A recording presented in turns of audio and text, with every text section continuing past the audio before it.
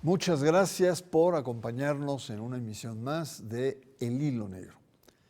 Porque la realidad es compleja. Le invito a que desenredemos juntos el hilo negro de nuestra realidad social, económica, política y en este caso religiosa. En este espacio analizaremos temas que acontecen en nuestro país, en nuestro estado y en otras partes del mundo que marcan sustancialmente la agenda y las tendencias informativas.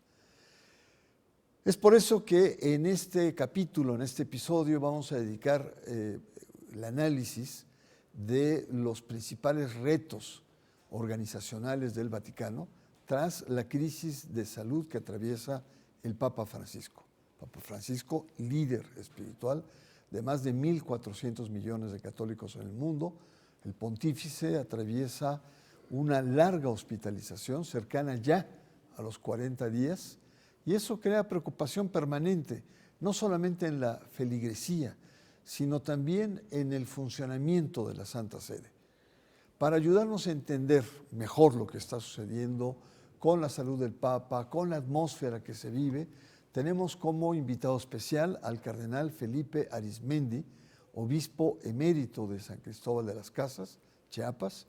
Bienvenido, cardenal, muchas gracias por su presencia aquí y por ayudarnos a entender lo que está pasando en Roma.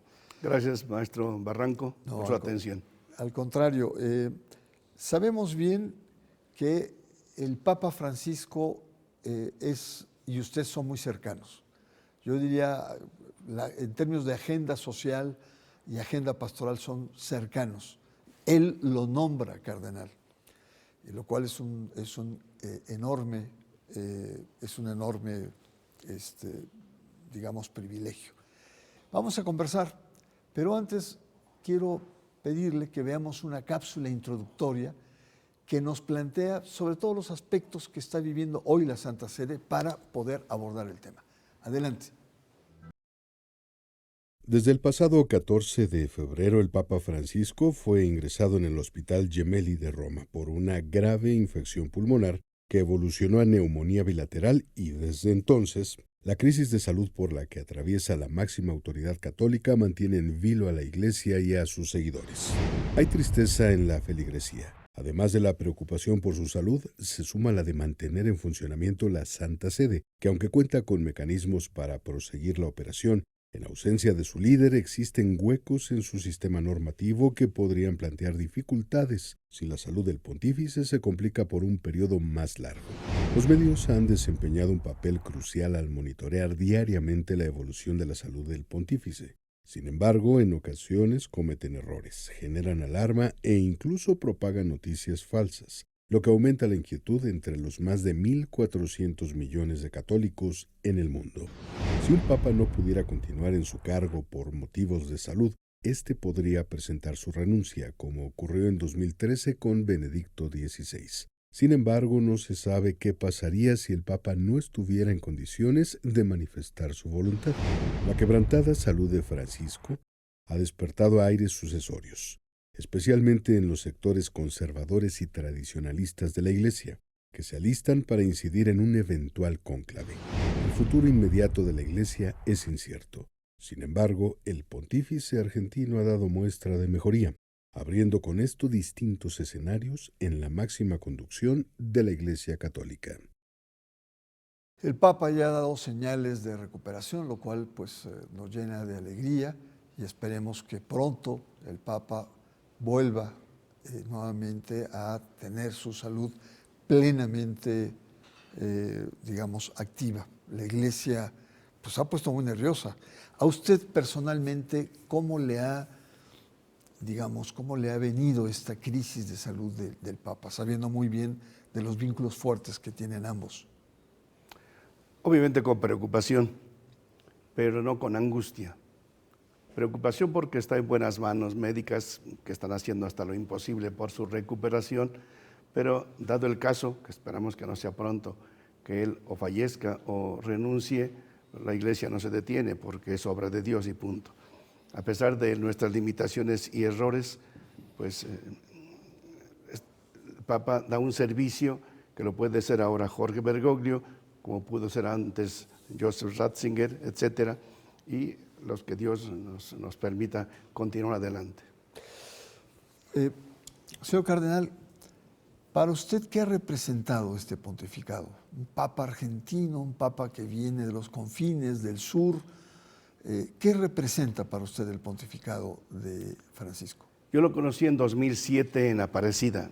Estuvimos compartiendo ahí durante casi un mes, pero no sin relación personal, pero sí conociéndonos. Tanto yo lo conocí a él como él a un servidor. Después el episcopado argentino me invitó a dar unas charlas allí en Argentina sobre la pastoral indígena. Nos empezamos a conocer. ¿Qué ha significado para mí? Sí, es una continuidad, no es una ruptura, una continuidad desde lo que dice el Evangelio, lo que actualizó el Concilio Vaticano II, y ahora obviamente, de acuerdo a las circunstancias, renovar más a la iglesia, una iglesia más, como él dice, en salida, una iglesia más preocupada por las realidades del mundo, sí, preocupada por Dios, por la adoración, la liturgia, pero también una iglesia que sirva a la humanidad. La iglesia es para algo, para servir. No solamente Dios no la quiere para él, la quiere para que pueda ayudar a la comunidad. Sin embargo, el pontificado del Papa Francisco pues ha causado mucha polémica, ¿no? Ha habido sectores reactivos, sobre todo europeos, algunos norteamericanos, que ven como demasiada osada la postura del Papa Francisco en reformas, en esta adaptación a cosas del mundo moderno, por ejemplo, la ecología o temas como la migración. Y pues sí, ha levantado polémica. ¿Por qué ha levantado tanta polémica el Papa Francisco? Bueno, no olvidemos que siempre ha habido oposición, empezando por Jesucristo. Pero de los más recientes, a Ratzinger, muchos no lo querían. Yo lo admiro muchísimo. A Juan Pablo, otros tampoco lo querían. Y cada cual va respondiendo a su tiempo. Pío XII le achacaron que él no había defendido a los judíos, lo cual es falso. Lo mismo, Pablo VI, para implementar las reformas del concilio, tuvo mucha oposición. No lo olvidemos eso.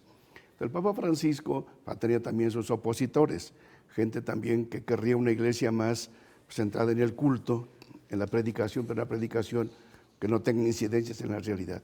Y el Papa dice, bueno, el Evangelio, la vida de Dios, es para que este mundo viva, como decía San Ireneo, siglo IV. Lo que Dios quiere es que la gente viva bien. Lo que a Dios le importa es que estemos contentos y felices. Y el Papa Francisco ha insistido mucho en esa dimensión. Por una parte, la dimensión espiritual, Jesucristo, Dios, la palabra de Dios, la oración, pero otra parte, la dimensión horizontal, que es los problemas actuales que vive tanto la iglesia como la humanidad, desde la paz, la ecología, la fraternidad universal, los pobres, los indígenas, los marginados, los migrantes, obviamente una iglesia que sirva para algo. Porque la pregunta que nos van a hacer al fin de nuestra existencia es, ¿qué hiciste por los demás? No tanto qué tanto rezaban, ni qué tanto siquiera qué religión tenías, sino qué hiciste por los demás. Y el Papa insiste muchísimo en esto para que sea clave para ver si la iglesia sirve o no sirve, qué tanto ayudamos a la humanidad. Sí, el Papa, con esta que usted señala, una iglesia en salida, una iglesia en movimiento, una iglesia que vaya a las fronteras, a las terribles fronteras de la exclusión, de la pobreza, un Papa que defiende frente a muchos gobiernos el tema de la migración, un Papa que defiende la ecología frente a los intereses de grandes empresas petroleras, petroquímicas. Ciertamente no ha sido muy gracia, no ha dado mucha gracia para muchos sectores que esperan o esperaban un Papa en una continuidad como más blanda frente a los grandes temas contemporáneos. Y el Papa ha sido muy firme, denuncia de una tercera guerra mundial. Ahora, el tema de fondo va con usted, porque usted también en Chiapas tuvo, en lugar de acomodarse, de ir, digamos, a un lugar seguro, usted siguió la perspectiva de apoyo, de ayuda, de inculturar el mundo indígena, frente a otros sectores que querían pues, un obispo a modo, que no causara problemas. Usted causó problemas también en Chiapas. ¿Qué significa para un pastor entrar en algún momento esa contracorriente frente a lo que pasa en la sociedad? Cuando yo fui vicario parroquial recién ordenado sacerdote en Coatepec, Arinas, después en Zacualpan, viví esa realidad de ahí. Pues yo no podría pues, estar elucubrando qué iba a hacer, sino la realidad te impone un camino.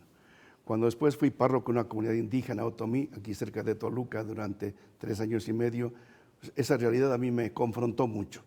Yo nunca había trabajado con indígenas, entonces esta realidad me confrontó. Después siendo rector del seminario igualmente, ya obispo en Tapachula, es otra realidad muy diferente a San Cristóbal de las Casas.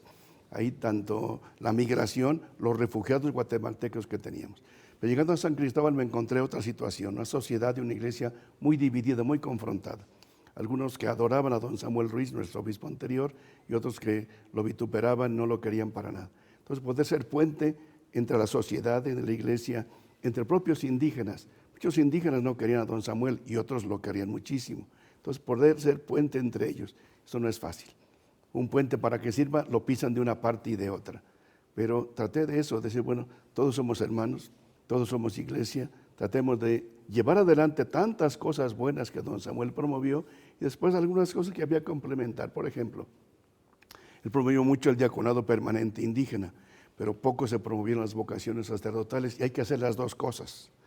Por una parte, la cuestión social indígena, él le tocó un mundo en que los indígenas eran esclavos, entonces hay que seguir luchando por los derechos de los indígenas, por su dignidad y su protagonismo también dentro de la iglesia. Pero por otra parte también combinar la cuestión de la liturgia, de la palabra de Dios, es decir, momentos difíciles, pero con la ayuda de Dios salimos adelante. Yo no quería ir allá, pero cuando me piden dar servicio, dije, estoy aquí para servir. En una palabra, señor cardenal, ser pastor. Ser pastor significa asumir la realidad tal cual es y servir como tal. Algunos combinan, como usted, la parte social, la parte incluso política y la parte de ser pastor como peso mayor. Y hay otros que no, son más políticos, por ejemplo, otros obispos, ¿no? Se acomodan fácilmente, incluso entran en zonas de confort. Y creo que el Papa justamente es ante todo un pastor, más que un político. Claro que está a nivel mundial y tiene que ser muy sensible frente a las grandes corrientes. Pero la siguiente pregunta que quiero hacerle es, el Papa ha hecho reformas que le permiten a la Iglesia, digamos, dialogar de una mejor manera con este mundo contemporáneo, con esta modernidad contemporánea. Y muchos están al revés, quieren regresar y decir, afirmamos los dogmas principalmente, ¿no? Porque estamos perdiendo identidad. ¿Cuál es la postura del cardenal Felipe Arizmendi frente a servir y estar atento a los cambios del mundo moderno o retraerse el mundo de los dogmas, como la misa en latín, por ejemplo? Mire, el camino para nosotros es Jesucristo. Jesucristo vino en una época muy complicada, dependiendo del Imperio Romano, y él quiso vivir esa situación y estar ahí y desde ahí pues, dar una palabra, una luz. La iglesia tiene que continuar la obra de Jesús, entonces tenemos que estar pendientes. ¿Qué está pasando? ¿Qué está pasando? No podemos estar estáticos. La iglesia de Trento es muy diferente a los tiempos actuales. Las realidades de hace 50 o 100 años son bien diferentes a los tiempos actuales. La iglesia tiene que responder a este tiempo, ser luz, ser camino, ser sal para este mundo, pero de acuerdo a las circunstancias. Y ahorita el problema es la ecología, pues hay que entrarle a ello. Yo recuerdo cuando yo llegué a Chiapas, me hablaban de la pastoral de la Madre Tierra. Yo decía, la madre es mi mamá, la Virgen María y la iglesia. ¿Qué Madre Tierra? Pero ahí descubrí quién me da de comer, quién me da el aire, quién me da el agua. Bueno, hay que entrar a esas situaciones. Yo después estuve en Buenos Aires dando una conferencia sobre la espiritualidad ecológica de los pueblos originarios. Y eso me fue a mí metiendo mucho más, pero yo tenía la inquietud de que esto tiene que tener una base evangélica, una base bíblica. Y el Papa Francisco nos da esa base bíblica. No es un oportunismo político, sino es una fidelidad a la palabra de Dios. Es respetar, cuidar lo que Dios nos ha dado. Entonces es una fidelidad. Él no se sale de la iglesia. Al contrario, trata de ser fiel a lo que la palabra de Dios nos va pidiendo. Entonces responder a los retos actuales.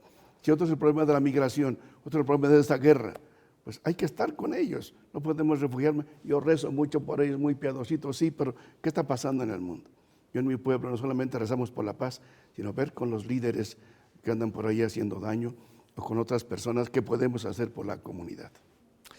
Muy bien, pues vamos a hacer un corte, vamos a una pausa. Les recuerdo que estamos conversando con el cardenal emérito Felipe Arizmendi, una persona cercana al Papa que lo conoció en Aparecida. Muchos dirán que es Aparecida. Bueno, Aparecida es un lugar en Brasil donde se realizó una conferencia del episcopado latinoamericano, donde fueron muchos obispos de todo el continente, y ahí el Bergoglio, que en ese momento era cardenal de Buenos Aires, jugó un papel central e hizo amistades, e hizo vínculos con otras personas que después ha sumado a su equipo, y entre ellos, por supuesto, el cardenal Felipe Arizmendi. Una pausa, usted está en El Hilo Negro.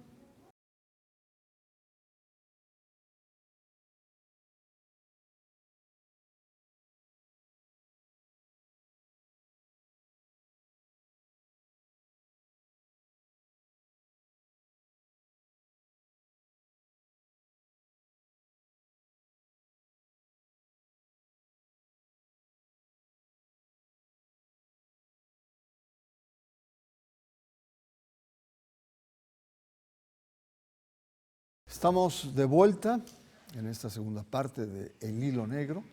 Seguimos conversando con el cardenal Felipe Arizmendi sobre el entorno que está viviendo el Papa. Una cosa que me llama la atención es el rol de los medios de comunicación. Quizá como nunca antes, probablemente con la enfermedad larga y prolongada de Juan Pablo II hubo mucha atención, pero ahora con la tecnología y con la cantidad de medios que hay en el mundo, casi diario, minuto a minuto, vamos viendo qué temperatura tiene el Papa, qué tipo de tratamiento tiene, qué le están aplicando, cuáles son las pequeñas o grandes crisis. Felizmente la va librando el Papa. Pero me quedan dudas sobre el rol, no todos, de algunos medios de comunicación que están ansiosos por la nota, por llevar la primicia, por seguir con avidez lo que está pasando, y a veces cometen errores terroríficos que desinforman a la población. Algunos otros dicen, se abre el hilo, el Papa murió, ¿no? Por ejemplo, en Internet. ¿Cuál considera usted que debe ser el papel correcto de los medios de comunicación? Entre los años 70 y 80, yo traté mucho al director del Sol de Toluca, y le pedí que fuera a dar a los seminaristas en las clases de teología algo sobre esto. Él me decía, nosotros somos una empresa económica, entonces tenemos que generar noticias. Yo digo, tengo que poner el título a las noticias, y yo le puedo poner un título muy benigno y no vendo, un título escandaloso para vender. Entonces hay muchos medios que lo que les importa es vender. Entonces son empresas económicas, porque él me decía, si no vendo, me quitan el trabajo.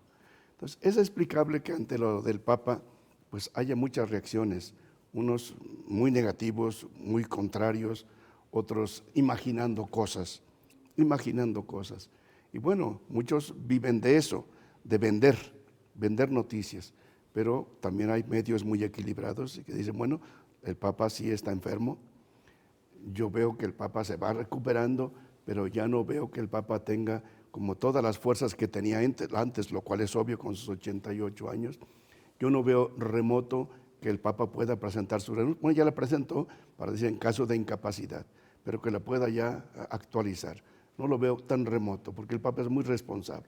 Ya ha dicho, si yo ya no puedo, diré que ya no, como lo hizo perfectamente el Papa Benedicto. Entonces, los medios hacen su trabajo, pero aquí lo que importante somos el público, que el público sepa discernir en quienes me confío y en quienes no, a quienes les hago caso y a quienes no. Y uno tiene que irlo conociendo. Si yo sé que determinado medio de por sí es amarillista, pues yo tengo que tomar mis distancias. Si otros son más confiables, obviamente acudo a ellos. No, y hay muchos, incluso conductores, periodistas, que frente a este tema ya se sienten vaticanistas, ¿no? Así es. Y meten cada regada y cada metida de pata que da vergüenza en términos profesionales. Otro aspecto importante que usted acaba de señalar, el tema de la renuncia, es decir, el tema de los escenarios. Pareciera ser que hay tres escenarios, señor cardenal. Un escenario que esperemos que no pase, que el Papa muera. Y por lo tanto, entonces, se hace convoca un cónclave. Segundo escenario, que el Papa se recupere y vuelva otra vez a tomar las riendas de la Iglesia, ¿no? Tercer escenario es la renuncia que usted ha señalado, que no es nada remoto, que el Papa se recupere, pero ya no es el mismo, ya no va a ser el mismo, ya no puede viajar, moverse, estar en asambleas, en reuniones, etcétera, por su vulnerabilidad física, y por lo tanto se convoca a él mismo, daría pie a un nuevo cónclave, a una sucesión. Muchos, bien y mal pensados, dicen que el Papa, como buen jesuita, podría, de manera muy sutil, inducir a que un Papa de continuidad sea elegido en un próximo cónclave, porque está vivo, a diferencia de Benedicto XVI, que tomó total distancia. Hay un libro muy famoso en Italia que es Marco Politic, que habla El Papa entre lobos, y pone como víctima al Papa Francisco, ¿no? Con Müller por un lado y pues Sará por el otro, y así con garras y dientes muy afilados. Y la crítica le tundió a Politi porque le dijo, señor Politi, usted habla de los lobos que acechan al Papa, pero el Papa también es un lobo. Es una persona que se sabe manejar políticamente. ¿Qué escenarios ve el cardenal Felipe Arizmendi? Obviamente lo que usted decía, que pueda fallecer, pues es obvio, como todos fallecemos, tarde o temprano. Eso tiene que suceder tarde o temprano, que ojalá que no sea tan pronto, desde luego. Segundo, que efectivamente él se recupere, pero es obvio que ya no va a poder, eso es obvio. La tercera posibilidad de la posible renuncia, yo no la veo tan remota, repito, porque el Papa es muy responsable. Ahí se elucubran como siempre ha pasado en los cónclaves anteriores. De todo sale. Obviamente, cada quien pues, tiene sus propuestas y cada quien con toda libertad puede pensar, yo preferiría este cardenal o preferiría este otro. Pero recordemos que para ser papa no hace falta ser cardenal. Se puede elegir a cualquier otro, aunque no sea ni sacerdote, puede ser a Bernardo Barranco, lo pueden elegir papa. Imagínense lo que haría en la iglesia, la verdad. Pobre iglesia.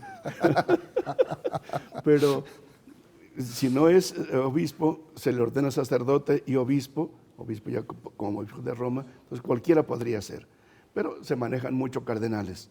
Obviamente no nos conocemos todos, como es obvio, pero algunos se van tratando y unos son más visibles, diríamos.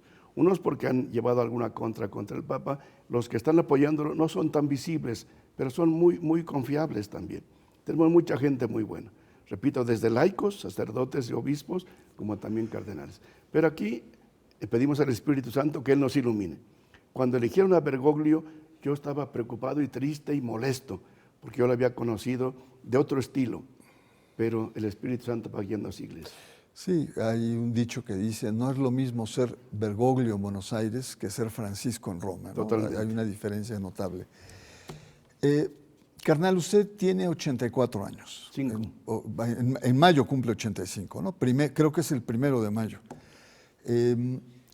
Usted no va a poder participar por reglamentación interna de la Iglesia en un cónclave, pero sí va a poder participar en lo que se llaman las congregaciones, es decir, los momentos previos, que fueron muy importantes en el mandato de reformar la curia para el Papa Francisco.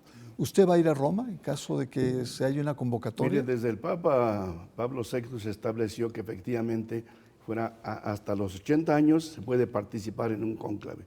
Yo, Dios mediante, en 1 de mayo cumplo 85, si Dios permite. Entonces, obviamente, yo no participo en ningún cónclave. Pero, dadas mis condiciones también de limitaciones de salud, yo no quiero ir a Roma cuando se realice un cónclave. Puedo participar, tengo derecho a hacerlo en lo que se llaman las congregaciones previas. Ya entrando en el cónclave ya no podemos participar. Pero yo no voy, iría solamente de curioso, pero no tiene caso andar ahí de curioso, mejor aquí, estando con ustedes en los medios, haciendo oración, escribiendo lo que tenga que escribir, pero creo que hago mejor servicio aquí que estando allá. Por tanto, de ninguna forma pienso ir.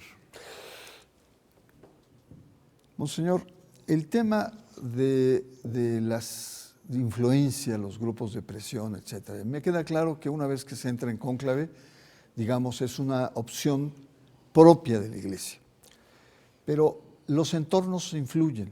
Y aquí, en caso de una renuncia y de un cónclave, está el tema de lo que habíamos conversado hace unos minutos, el tema de la continuidad, las reformas, la adaptación a los grandes cambios del mundo moderno de la Iglesia, o la afirmación de una identidad más fuerte, más dura, con dogmas, con grandes principios, que precisamente la hagan ser más sólida. En Europa y en Estados Unidos, en el mundo noratlántico, lo que estamos viviendo es una derechización política. ¿Usted cree que esto podría incidir? A mí me preocupa, por ejemplo, que haya hasta curas que estén rezando para que Dios se lleve muy pronto al Papa Francisco. Son curas ultraconservadores, de ultraderecha, que quieren recuperar otra vez el poder en la vida de la Iglesia. ¿Cuál es la postura del cardenal Arismendi? Sí, efectivamente, no solamente sacerdotes, los sacerdotes de Toledo tienen unos programas que han promovido todo ese tipo de cosas, y no faltará gente que piensa y haga lo mismo, aunque no tenga tantos medios. Pero es normal que en la Iglesia haya estas tendencias, pero mire, pongámonos con Jesús. Jesús es de una forma y Juan Bautista de otra. Casi opuestas las formas. Pero uno al otro se alaba. Juan Bautista dice Jesús. Y Jesús dice de Juan, nadie como Juan. Entonces, en vez de estar peleando, se complementan los dos. Lo mismo podríamos decir del apóstol Pedro y el apóstol Juan. Siempre juntos, no solamente andan caminando, partiendo momentos muy importantes, pero qué diferentes son. El Evangelio de Marcos, que refleja la predicación de Pedro, es muy distinto al Evangelio de Juan, bien diferentes. Pero no podemos decir o Marcos o Juan Bautista o Jesús, sino entre los dos. Lo importante es encontrar todo lo bueno que tiene el conservadurismo, que tiene cosas buenas, pero todo lo importante que llamamos, por decir, modernismo, que no es modernismo, sino es adecuarse a los tiempos actuales. Pero repito, nuestro camino siempre será Jesús. El Papa ha insistido mucho, la diversidad en la unidad. No se puede imponer una uniformidad.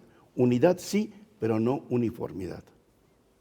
Pues muy bien, señor cardenal, le agradezco mucho su presencia, ha sido muy interesante, de viva voz, de su sensibilidad como pastor, que jugó un papel sin duda muy importante en San Cristóbal de las Casas, continuidad también con mucho liderazgo y con no pocos obstáculos que tuvo en ese camino. Muchas gracias y por supuesto yo le invito a que nos acompañe la próxima semana aquí en su espacio El Hilo Negro. Hasta muy pronto.